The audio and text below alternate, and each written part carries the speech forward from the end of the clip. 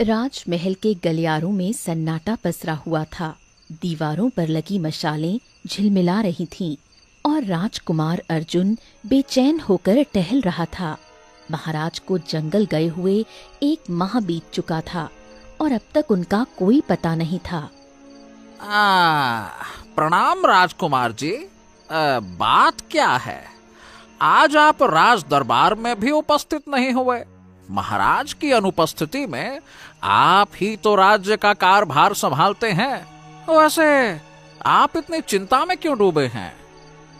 हाँ मंत्री जी, पिताजी को गए हुए 1 माह से अधिक का समय हो चुका है। हमने कई सैनिकों को जंगल भेजा पर सब खाली हाथ लौटे।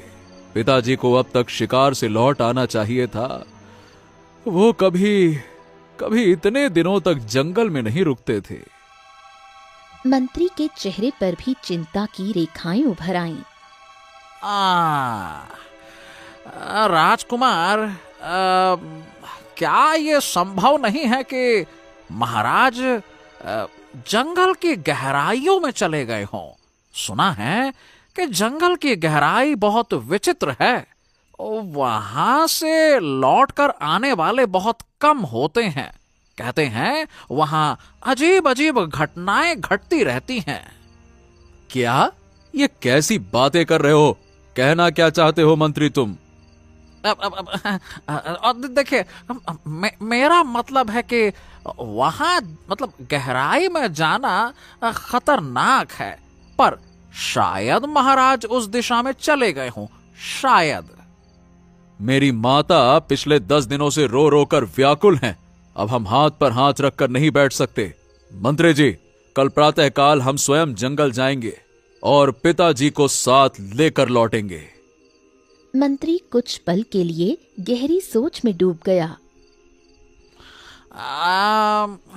राजकुमार, मैं देखिए कहना तो नहीं चाहता था, पर अब बात आ ही गई है तो जरा सुन लीजिए। जाने से पहले एक साधु महाराज हैं, उनसे अवश्य मिलिए। साधु? और वो भी जंगल जाने से पहले? क्यों मंत्री जी?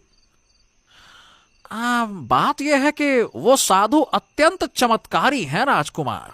कहते हैं उन्हें अद्भुत शक्तियों का ज्ञान है। वो जान सकते हैं कि आपके पिताजी जीवित भी हैं या फिर नहीं। मंत्री जी, ये कैसी अशुभ बातें कर रहे हो तुम? अपनी जबान को लगाम दो। मैं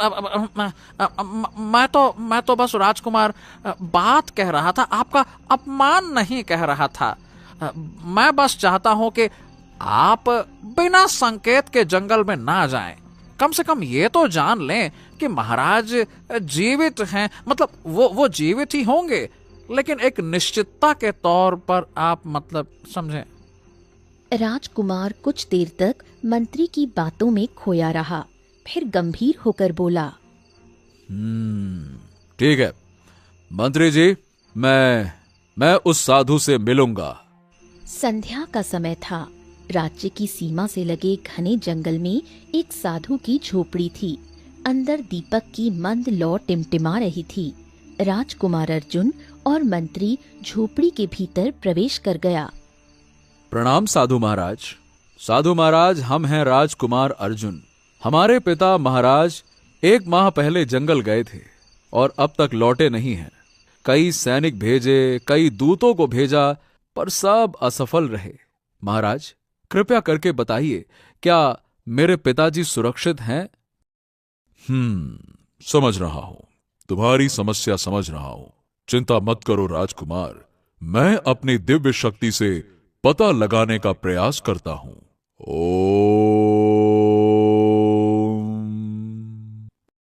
साधु ने आंखें बंद की। कुछ ही पल में झोपड़ी की हवा बदल गई। दीपक की लौ ऊंची उठी और भीतर एक रहस्यमयी चमक फैल गई। अचानक साधु ने आंखें खोलीं। क्या हुआ साधु महाराज? आपने क्या देखा? तुम्हारे पिता जीवित हैं, पर एक विचित्र बात है। मुझे वो कहीं दिखाई नहीं दिए, बस एक वस्तु दिखाई दी। वस्तु? कौन सी वस्तु? एक जादुई मटका जिसे युगों पुराना कहा जा सकता है। उसमें ऐसी शक्ति है जो किसी भी इच्छा को पूर्ण कर सकती है। यदि तुम उस मटके तक पहुंच गए तो निश्चय ही जान पाओगे तुम अपने पिता तक भी पहुंच पाओगे।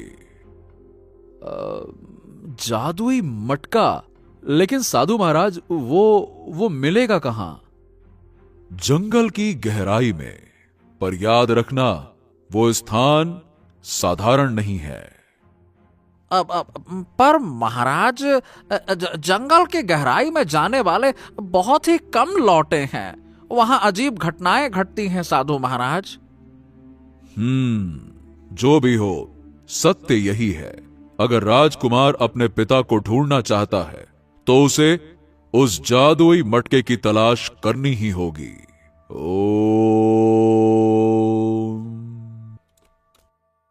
साधु ने आंखें बंद कर लीं। राजकुमार अर्जुन और मंत्री झोपड़ी से बाहर निकल आए। सुबह की पहली किरण महल की मीनारों पर पड़ी।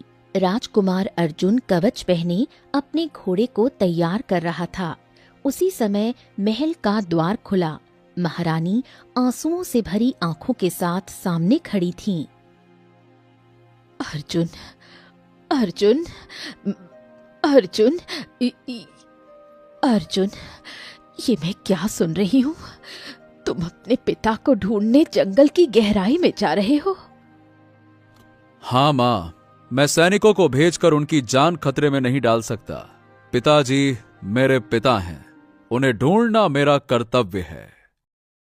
मैं तुम्हें जाने नहीं दूंगी अर्जुन। एक बार पति को खो चुकी हूं, अब पुत्र को नहीं खो सकती।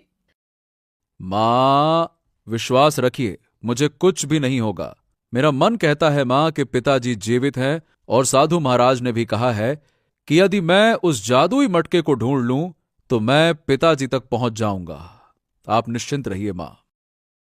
महारानी की आंखों से आंसू बह निकले। महारानी महल के भीतर चली गईं। राजकुमार अर्जुन घोड़े पर सवार हुआ और महल के द्वार से बाहर निकल आया। अर्जुन कुछ ही दूर पहुंचा था कि पीछे से एक आवाज आई। राजकुमार, कृपया रुकिए।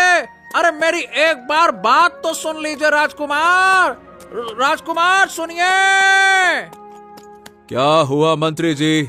आप इतनी जल्दी जल्दी में क्यों आ रहे हैं? क्या बात है? राजकुमार, मैं आपके साहस की सराहना करता हूं, पर आपको अपने साथ कुछ सैनिकों को अवश्य ले जाना चाहिए। जंगल की गहराई में खतरा बहुत है और राज्य में आपके कई शत्रु भी हैं। देखिए, अकेले जाना उचित नहीं होगा। मंत्री जी, मुझे किसी सैनिक की आवश्यकता नहीं है। मैं अपने साथ किसी भी सैनिक की जान खतरे में नहीं डालूंगा। ये मेरा कर्तव्य है और मैं अकेला जाऊंगा। तो फिर राजकुमार, आपको भेष बदल कर जाना होगा। आप राजकुमार बनकर मत जाइए। ओहो, अब ये भेष बदल कर क्यों?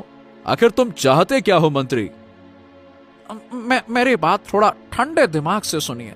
देखिए, मेरा मतलब है कि आप राजकुमार बनकर नहीं, बल्कि किसी व्यापारी या सामान्य व्यक्ति का रूप धारण करके जंगल जाइए।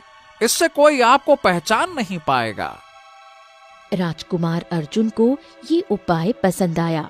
उसने सिर हिलाया और महल की ओर लौट आया। कुछ देर बाद अर्जुन ने अपने राजसी वस्त्र उतार दिए।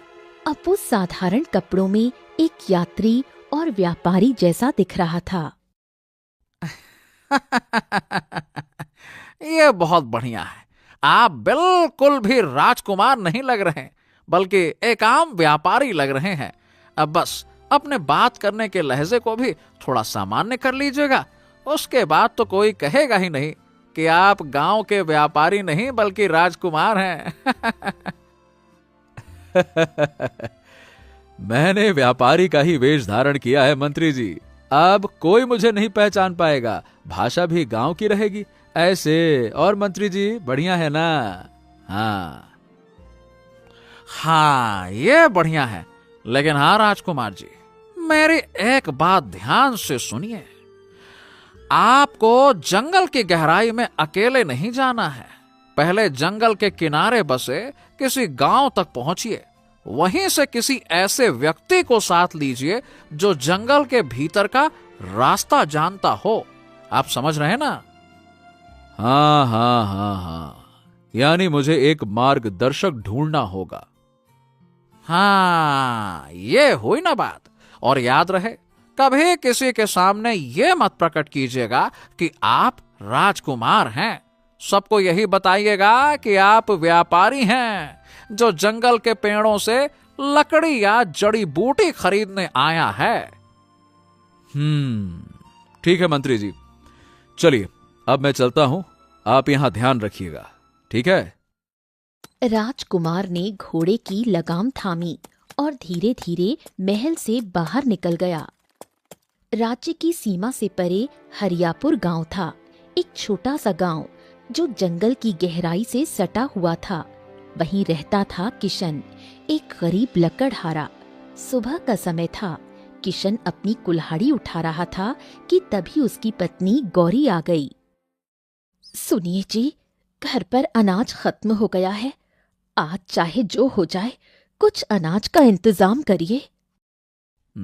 अरे बस भी करो गौरी, तुम जानती हो वर्षा का मौसम चल रहा है। दिन भर लकड़ियां काटता हूँ, लेकिन जैसे ही बाजार पहुंचता हूँ बारिश शुरू हो जाती है। भीगी लकड़ियां कोई नहीं खरीदता है और तुम रोज रोज नया नया ताना सुना देती हो, ऐसा नहीं तो वैसा नहीं तो ये नहीं। अरे बस भी करो भाई अब। तो क्या करूं मैं? अगर घर की बात आपको न कहूं तो किससे कहूं? कुछ भी कीजिए, आज अनाज लाना ही होगा। किशन की आंखों में थकान और गुस्सा दोनों झलकने लगे। वो बिना जवाब दिए जंगल की ओर निकल पड़ा। किशन जंगल में पहुंचकर एक बड़े वृक्ष पर पूरी ताकत से कुल्हाड़ी चलाने लगा। तभी पीछे से एक आवाज आई। अरे अरे अरे किशन, अरे भाई, इतनी बेदर्दी से कुल्हाड़ी काहे चला रहे हो? लकड़ियां काटने आए हो या पूरा पेड़ ही गिरा दोगे?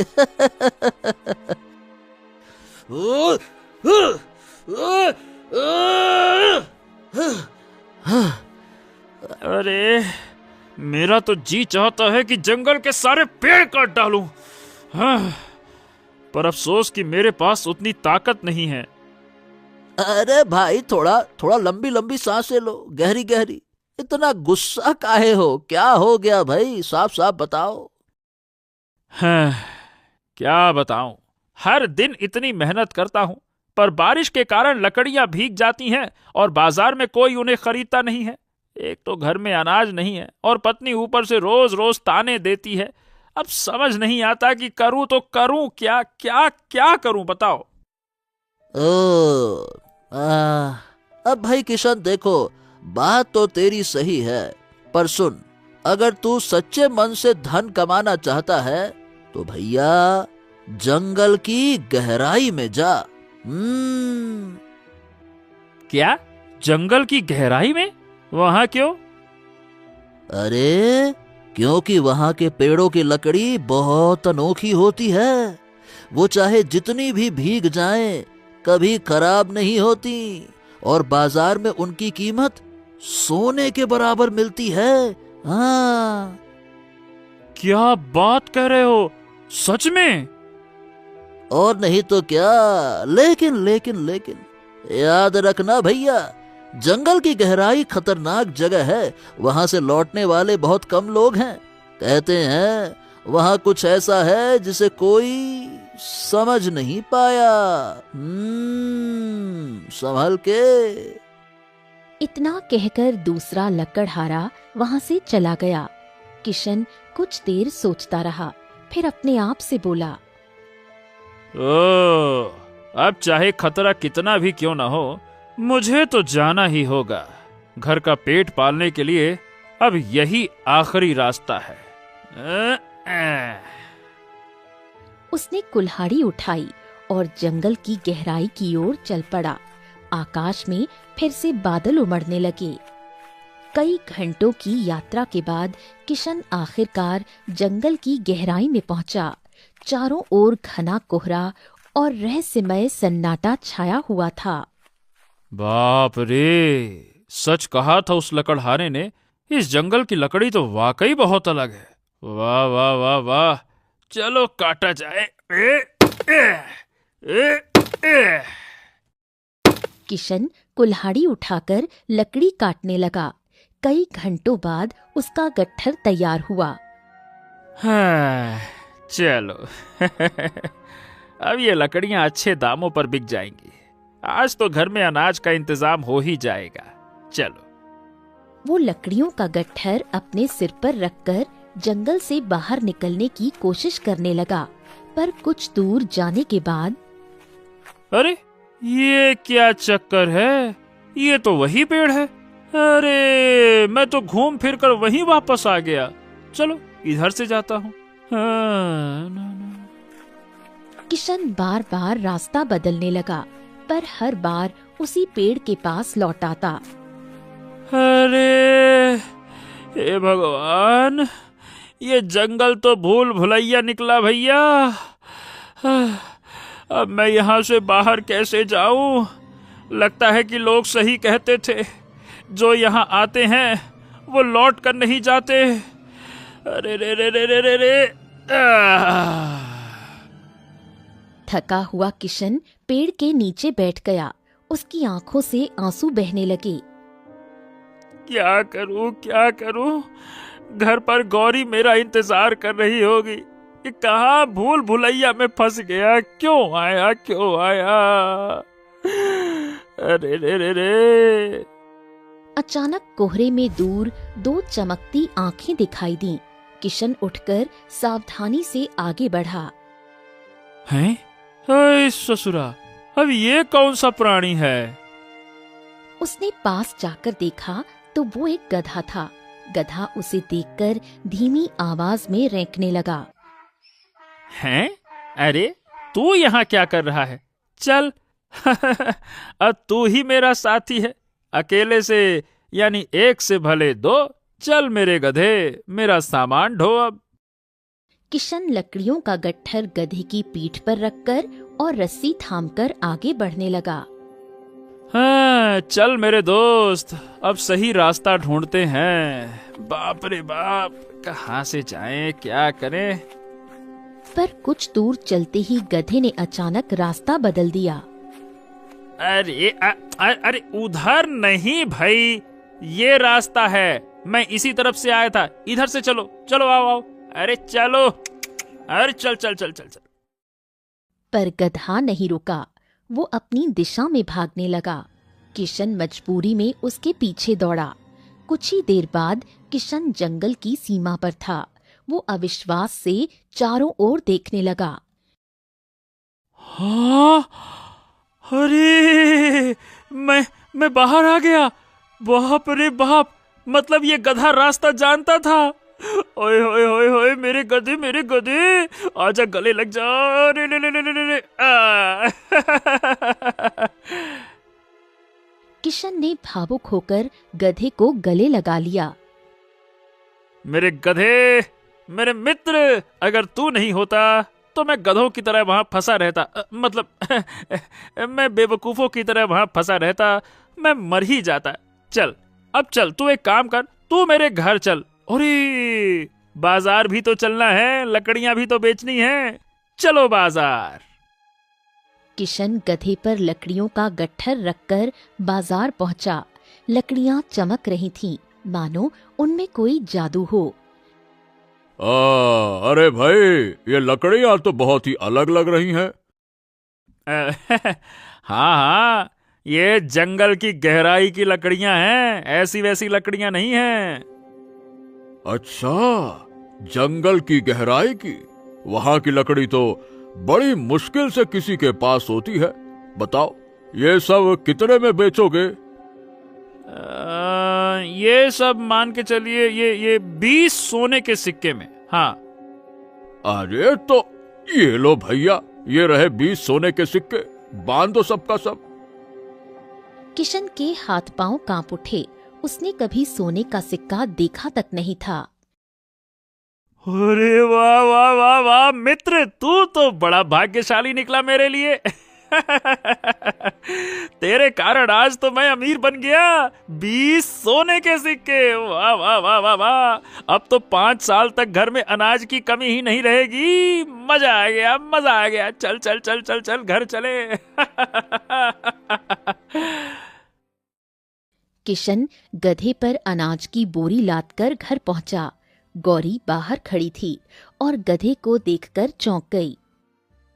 और ये गधा कहाँ से उठा लाए? अरे गौरी, अगर ये गधा नहीं होता ना तो मैं कभी घर वापस नहीं आता। इसने मुझे जंगल की भूल भुलैया से बाहर निकला। पता है, मैं जिस पेड़ से चलूं, घूम फिर के पूरी दोपहर पूरी शाम तक वहीं पहुंच जाऊं। इसने मुझे जंगल की भूल भुलैया से बाहर निकाला। और ये देखो, ये रहे 20 सोने के सिक्के। किशन ने सिक्के उसकी हथेली पर रखे और सारी कहानी सुनाई। जो भी हो, अब तुम उस जंगल की गहराई में मत जाना। क्या पता अगली बार तुम लौट पाओ या नहीं। और अगर ये गधा भी रास्ता भूल गया तो मैं तुम्हें नहीं खो सकती। हाँ हाँ हाँ, ठीक है ठीक है, अब नहीं जाऊंगा। हाँ, नहीं जाऊंगा। उस दिन से किशन ने गधे की बहुत देखभाल करना शुरू कर दी। वो उसे परिवार के सदस्य की तरह देखने लगा। कई दिनों बाद हरियापुर गांव की सीमा पर एक व्यापारी घोड़े पर सवार होकर आया। वो कोई और नहीं, राजकुमार अर्जुन था। हाँ, तो ये है हरियापुर गांव। सबने कहा था कि यही जंगल की गहराई से सटा हुआ है। तो कुल मिलाकर अब मुझे किसी ऐसे व्यक्ति को ढूंढना होगा जो जंगल का रास्ता जानता हो। इतने में एक बुजुर्ग व्यक्ति उसके पास आ पहुंचा। कौन हो भाई तुम, और किस काम से हमारे गांव में आए हो? नमस्ते नमस्ते। देखिए, मेरा नाम अर्जुन है। मैं दूसरे देश से आया हुआ एक व्यापारी हूँ। मैंने सुना है कि जंगल की गहराई में बड़े ही अद्भुत फलों के पेड़ हैं। क्या आपके गांव में कोई ऐसा व्यक्ति है जो मुझे वहां तक ले जा सके? क्या? अरे भाई, ये क्या पागलपन है? जंगल की गहराई में कोई नहीं जाता। वहां जाने वाला शायद ही लौटे। ऐसा है, मैं किसी की जान जोखिम में नहीं डाल सकता। गजब आदमी हो भाई। मुखिया जाने ही वाला था कि अचानक उसे कुछ याद आ गया। हा, एक व्यक्ति है जो गया था और जिंदा लौट आया। अगर तुम कहो तो उससे बात कर सकते हैं। हाँ, सच में? उसका घर कहाँ है? कौन है वो? कहाँ रहता है? देखो, वो सामने झोपड़ी दिख रही है ना, वही रहता है लकड़हारा किशन। जाओ, उसी से बात कर लो। राजकुमार अर्जुन ने घोड़ा बढ़ाया और किशन की झोपड़ी के पास आकर रुक गया। सूरज ढलने को था। किशन अपनी झोपड़ी से बाहर निकला और सामने खड़े अजनबी को देखा। वो कोई साधारण आदमी नहीं, बल्कि व्यापारी के वेश में राजकुमार अर्जुन था। कौन है आप? नमस्ते। देखिए, मेरा नाम अर्जुन है। मैं फलों का व्यापारी हूँ। सुना है कि जंगल की गहराई में अद्भुत फलों के वृक्ष हैं। मैं उन्हें लेने के लिए वहां जाना चाहता हूँ, पर अकेले जाने में थोड़ा सा मुझे डर लगता है। कहते हैं कि आप ही वो व्यक्ति हैं जो कुछ समय पहले जंगल की गहराई में गया था और वहां से लौट आया। तो मैंने सोचा कि आपसे वार्तालाप किया जाए। हाँ, गया तो था, पर भैया, व्यापारी महोदय, अब मुझे वहां दोबारा नहीं जाना। ठीक है। ये बताइए, मुझे बहुत तेज भूख लगी है, तो कुछ भोजन पान वगैरह? हाँ, तो कोई बात नहीं, आप अंदर आइए, कुछ खा लीजिए। अर्जुन झोपड़ी के अंदर चला गया। गौरी! ये कौन है? ये कहते हैं महोदय कि ये व्यापारी हैं। और जंगल की गहराई में जाना चाहते हैं। गौरी ने बिना कुछ कहे भोजन परोस दिया। अर्जुन शांत होकर भोजन करने लगा। थोड़ी देर बाद किशन ने कहा, अब देखिए व्यापारी जी, काफी रात हो गई है। अगर आप चाहें तो यहीं ठहर जाइए। कहाँ जाइएगा? बहुत बहुत धन्यवाद आपका। सोच ही रहा था कि इतनी रात में कहाँ जाऊंगा, कौन सी धर्मशाला मिलेगी। आपका ये घर बहुत अच्छा है। रात का सन्नाटा फैल चुका था। कुछ देर बाद गौरी धीरे धीरे अर्जुन के पास आई। जंगल की गहराई बहुत खतरनाक जगह है। कुछ दिन पहले मेरे पति वहां लकड़ियां काटने गए थे। बड़ी मुश्किल से लौट पाए, वो भी सिर्फ उस गधे की वजह से जो अब हमारे साथ रहता है। गधे की वजह से? गौरी ने पूरी घटना अर्जुन को विस्तार से बताई। अब देखो, मैं हूं व्यापारी। अगर तुम्हारे पति मेरे साथ चलें तो उन्हें व्यर्थ नहीं भेजूंगा। मैं इसके बदले 500 सोने के सिक्के दूंगा। सोच लो, 500। गौरी ये सुनकर सन्न रह गई। वो बिना कुछ बोले झोपड़ी के भीतर चली गई और सीधा अपने पति के पास पहुंची। सुनिए, वो व्यापारी बहुत बड़ा मालूम पड़ता है। वो आपको जंगल की गहराई में ले जाने के लिए तैयार है और उसके बदले में 500 सोने के सिक्के देगा। क्या कहा तुमने? 500 सोने के सिक्के? अरे बाबा रे! ए गौरी, इतना सिक्का हम रखेंगे कहाँ? अरे इतना पैसा आ जाए फिर तो हमें गरीबी कभी झेलनी ही नहीं पड़ेगी। आपने मेरे मन की बात कह दी। मुझे लगता है कि हमें ये जोखिम उठाना चाहिए गौरी। हमारे पास अब गधा भी है। मुझे विश्वास है अगर वो साथ रहा तो हम रास्ता कभी नहीं भूलेंगे। उसी ने तो मुझे निकाला था। सुबह की हल्की धूप झोपड़ी की खिड़की से भीतर आ रही थी। किशन अपने गधे की पीठ पर रस्सी बांध रहा था। तो देखिए व्यापारी जी, ठीक है, मैं तुम्हारे साथ चलने को तैयार हूं, पर क्या तुम सच में मुझे 500 सोने के सिक्के दोगे? बिल्कुल दूंगा। ये रहे 500 सोने के सिक्के, अभी आप ले लीजिए। अगर मैं अपने मकसद में सफल हुआ तो इतने ही सिक्के और दे दूंगा। 1000 हो जाएंगे कुल मिलाकर। अब ठीक है? अर्जुन ने सिक्कों की पोटली किशन के हाथ में थमा दी। किशन की आंखें चमक उठीं। वो दौड़कर भीतर गया और पोटली अपनी पत्नी गौरी के हाथ में रख दी।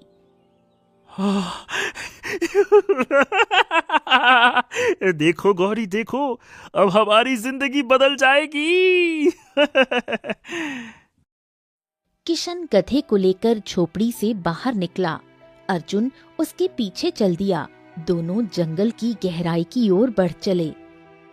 कई घंटों की यात्रा के बाद राजकुमार अर्जुन और किशन उस स्थान पर खड़े थे जहां जंगल इतना घना था कि सूर्य की किरणें भी धरती को नहीं छू पा रही थीं। चारों ओर कोहरा और रहस्यमय सन्नाटा पसरा था। देखिए व्यापारी जी, हम बहुत दूर आ गए हैं, पर अब तक कोई भी फलदार वृक्ष नहीं दिखा। तभी उनके पीछे खड़ा गधा, जो अब तक चुप था, अचानक बोल पड़ा। मैं जानता हूँ तुम यहाँ किस मकसद से आए हो। ये सुनकर अर्जुन और किशन दोनों ठिठक गए। दोनों की आंखें भय और आश्चर्य से फैल गईं। हे भगवान, ये गधा मनुष्य की भाषा में बोल कैसे रहा है? कौन हो तुम दोनों? कौन हो? मैं नहीं बता सकता कि मैं कौन हूँ। बस इतना जान लो कि मुझे तुम्हारे आने का कारण पता है। देखिए, मुझे नहीं पता था कि ये गधा बोल सकता है। मैं नहीं जानता था। सच सच बताओ, कौन हो तुम? तुम्हें हमारे बारे में कैसे पता? बोलो। तुम चाहे विश्वास करो या नहीं, पर मैं जानता हूं कि तुम कोई व्यापारी नहीं, बल्कि इस राज्य के राजकुमार अर्जुन हो, राजा विक्रम के पुत्र। हाँ हाँ, ये सत्य है कि हम राजकुमार अर्जुन हैं, पर तुम्हें मेरे बारे में इतना सब कुछ कैसे मालूम? बोलो। क्योंकि मैं सब जानता हूं। तुम यहां किसी फलदार वृक्ष की तलाश में नहीं आए, बल्कि एक जादुई मटके की तलाश में आए हो। वही मटका जो किसी भी मनुष्य की इच्छा पूरी कर सकता है। जादुई मटका? तुम्हें उसके बारे में कैसे पता? वो मटका इस जंगल की गहराई में बनी गुफा के अंदर है। कहते हैं जो भी उससे कोई इच्छा मांगता है वो इच्छा पूरी हो जाती है, चाहे वो अमर होने की ही क्यों ना हो। पर मैं ये भी जानता हूं कि तुम्हारी नियत पवित्र है। तुम अमरता नहीं, अपने पिता को ढूंढने आए हो। हे ईश्वर, इस गधे को तो मेरी पूरी सच्चाई मालूम है। आखिर तू है कौन? कौन है तू? सवाल ये नहीं कि मैं कौन हूं, बस इतना जान लो कि मैं तुम्हारी मदद कर सकता हूं। मुझे उस गुफा का रास्ता पता है जहां वो जादुई मटका है। अर्जुन ने एक क्षण सोचा, फिर हामी में सिर हिला दिया। गधा आगे बढ़ा। किशन और अर्जुन उसके पीछे चल पड़े। घंटों की यात्रा के बाद वो एक विशाल गुफा के सामने खड़े थे। गुफा अंधकार में डूबी थी और उसके भीतर से हल्की सुनहरी रोशनी झिलमिला रही थी। हाँ, यही वो स्थान है। याद रखना, यह मटका मनुष्य की इच्छाओं को बढ़ा देता है। यदि तुम्हारे मन में लालच आया तो तुम भी श्रापित हो जाओगे मेरी तरह, समझे? तुम्हारी तरह? मतलब तुम श्रापित हो? हाँ राजकुमार, मैं भी कभी मनुष्य था। लालच ने मुझे ये रूप दे दिया। अब मैं केवल चेतावनी दे सकता हूँ और कुछ नहीं। अर्जुन और किशन ने साहस जुटाकर गुफा के भीतर कदम रखा। तभी अर्जुन की नजर गुफा के केंद्र में रखे हुए एक चमकते हुए मटके पर पड़ी। मैं हूँ जादुई मटका, जो मनुष्य की हर इच्छा पूरी कर सकता है। हाँ, हे ईश्वर, ये मटका भी बोल सकता है? ये क्या हो रहा है? अगले ही पल रंग बिरंगी रोशनी गुफा में फैल गई और उसी प्रकाश से एक सुंदर देवी प्रकट हुई।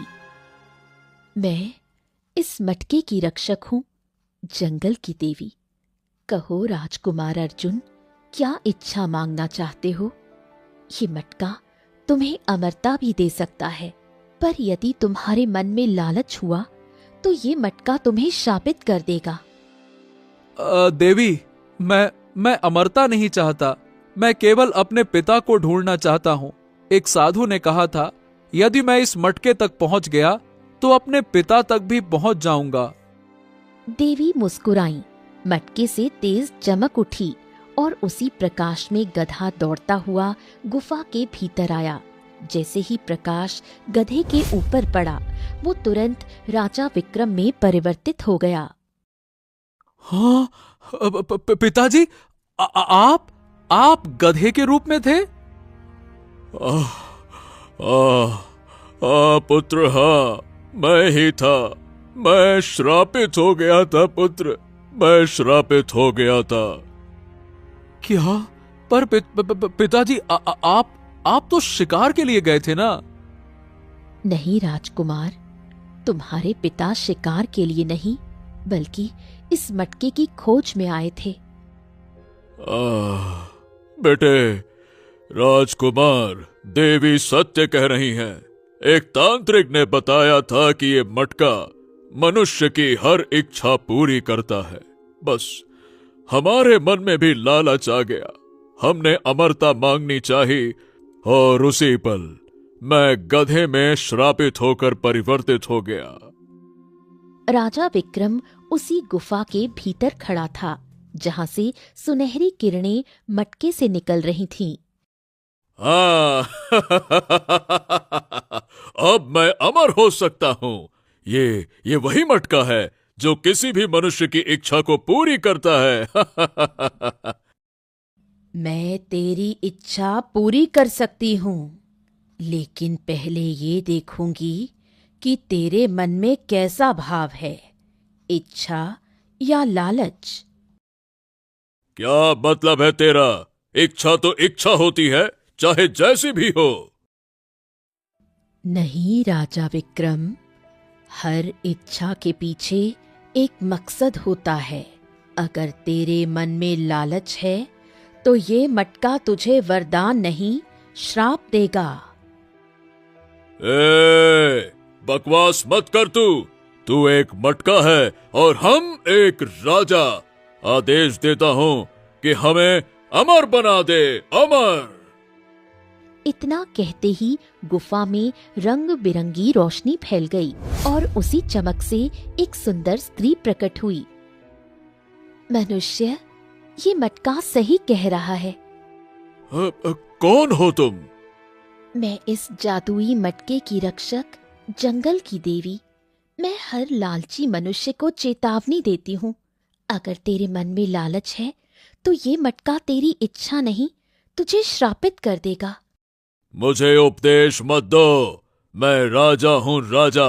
ये संसार मेरे अधीन रहेगा और मैं सदा जीवित रहूंगा। सुनो मटके, मुझे अमर बना दो, अमर। तेरी इच्छा पूरी नहीं की जा सकती राजा विक्रम। तू अमर होना चाहता है ताकि इस संसार पर सदा शासन कर सके। तू चाहता है कि कोई और तुझसे बड़ा ना बने।